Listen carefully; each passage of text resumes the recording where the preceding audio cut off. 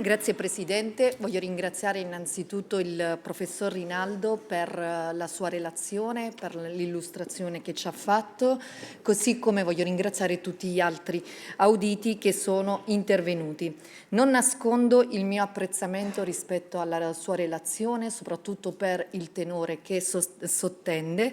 perché si è proceduto, a mio avviso, con affare pasticciato rispetto a questa vicenda che non ripercorro,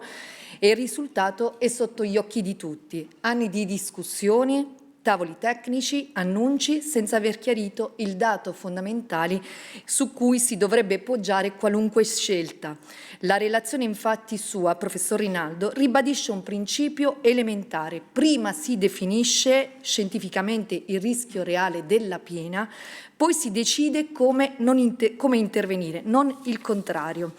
Ma ho apprezzato anche quando ha ripreso questo passaggio anche nel suo intervento oggi in aula, perché ci ha detto che prima di baruffare rispetto alle opere da fare bisogna considerare l'evento con riguardo proprio al cambiamento climatico, allo scenario che possiamo attenderci oggi, alla luce anche dell'ultima slide. Ritengo che bene abbiamo fatto proprio nell'opporci alle opere che ci sono state prospettate, e lo dico anche simpaticamente nei confronti dell'assessore Scoccimarro, perché non l'abbiamo fatto per qualche voto, ma lo abbiamo fatto proprio per la difesa del nostro amato fiume Tagliamento, perché quello che si stava compiendo era un delitto ambientale, e in questo mi ritrovo anche da questo punto di vista nelle sue parole, professor Rinaldo. Arrivando invece alle domande che le voglio fare, la prima è questa. Negli ultimi appunto anni il dibattito si è concentrato molto su opere e soluzioni ingegneristiche. Ritiene che si sarebbe dovuto prima aggiornare le basi scientifiche del rischio idraulico e quindi si sia perso tempo e risorse? Altra domanda, possiamo dire che la ridefinizione della piena di progetto avrebbe dovuto essere il primo passo del processo decisionale?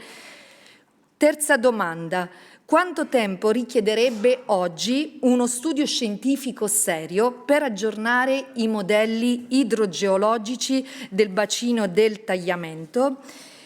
Ultima domanda. Nella sua relazione, professor Rinaldo, a pagina 14 dice che nel 2012 il Friuli Venezia Giulia e il Veneto hanno stabilito di fare ulteriori approfondimenti per sapere la portata del cavrato, e conclude dicendo che il Veneto ha sposato la linea del professor Dalpaos, che ritiene che nel cavrato non finiscano più di 1500 metri cubi al secondo, solo che la stessa regione Veneto, e infatti questa è la mia domanda, come mai non cita questo studio, nel 2014 ha commissionato uno studio a Technical che dice che nel nodo possono confluire 2250 metri cubi al secondo e 1750 nel basso. Quindi questo per chiederle innanzitutto come mai non l'ha citato nella sua relazione, soprattutto quei tecnici possono aver sbagliato, anche perché non lo nascondo, io stessa sono stata tra quelli a dubitare, ecco, di questo cambiamento della portata nel cavrato, perché la stessa ho paventato appunto la considerazione che potesse essere dettata da considerazioni propriamente opportunistiche del Veneto e non da altro. Ultima domanda invece che voglio fare al dottor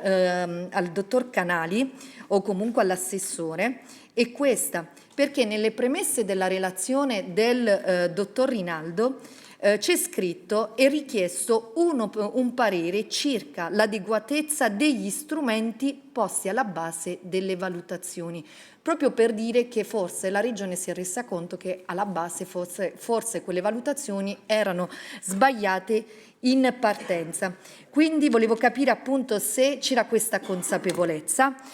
Ultimo passaggio che voglio fare invece, che mi trovo d'accordo con l'intervento del dottor Causero, sperando di non aver sbagliato la pronuncia del suo cognome, perché ritengo che si debbano completare, questo noi lo diciamo da sempre, le opere incompiute, non soltanto la diaframmatura,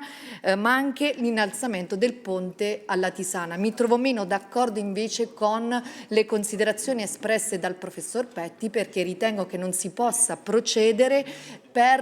in via quasi sperimentale, quasi per tentativi, quasi per dire